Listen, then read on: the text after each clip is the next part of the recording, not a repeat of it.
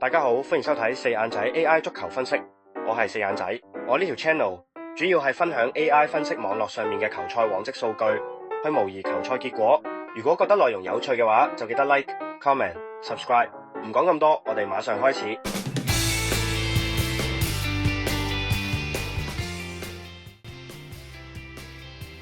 熱刺主場迎戰曼城係本輪焦點。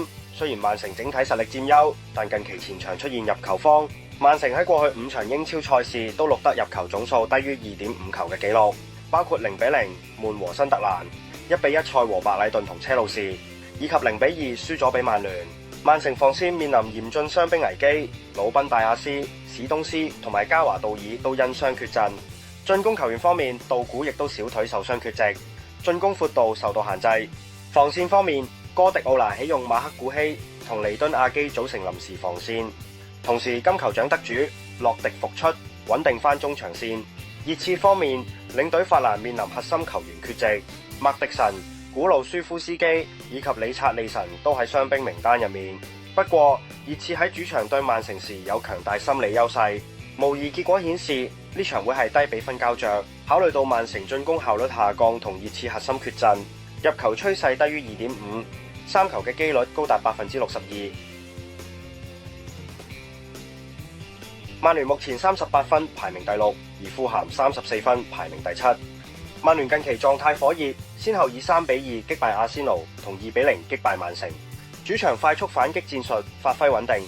曼聯預計陣容中馬迪奧斯根夏同阿密特迪亞路將擔當邊路突破任務，班奴費南迪斯負責派牌。雖然多古同迪列治缺陣，但中後場厚度足夠。富咸近期曾2-1贏車路士，但作客應對逼搶時失誤較多。模型預測曼聯獲勝機率為 58%， 預計比數2-1。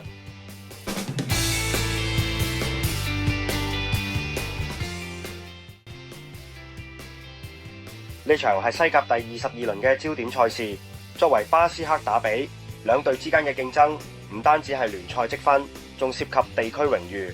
目前皇家蘇斯達27分排喺聯賽第8位，而畢爾包則24分排喺第13位。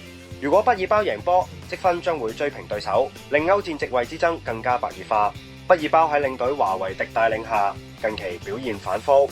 畢爾包啱啱喺週中踢完一場非常消耗體力嘅歐聯賽事，3-2險勝亞特蘭大，球員恢復時間較短，但近5場聯賽錄得2和3負，狀態處於低潮。皇家蘇斯達走勢相對強勢，近5場錄得3勝2和。佢哋近期曾以2-1擊敗榜首嘅巴塞隆拿，展現出強大嘅對抗能力。過去10場打比入面，畢爾包攞到5勝，皇家蘇斯達3勝2次和局，同時有7場總入球超過 1.5 球，5場超過 2.5 球。呢場波係西甲最火爆嘅賽事之一。數據顯示過去9次交手，平均錄得 5.56 張黃牌。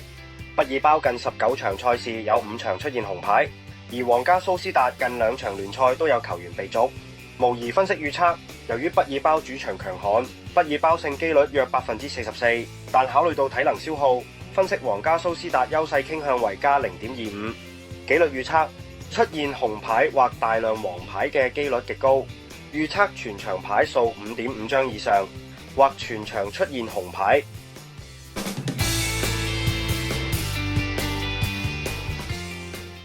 以下係5大聯賽今日所有賽事嘅模擬預測。由於今日比較忙，所以只能夠做到3場賽事嘅詳細分析預測，呢點真係唔好意思。不過我每條影片都會有一個總匯表，俾大家知道其他冇講解到嘅場次。未來如果有邊一場你哋係特別想分析，歡迎留言話我知。如果覺得今次分析內容唔錯嘅話，就記得 like、comment、subscribe。我係四眼仔，我哋下次再見，拜拜。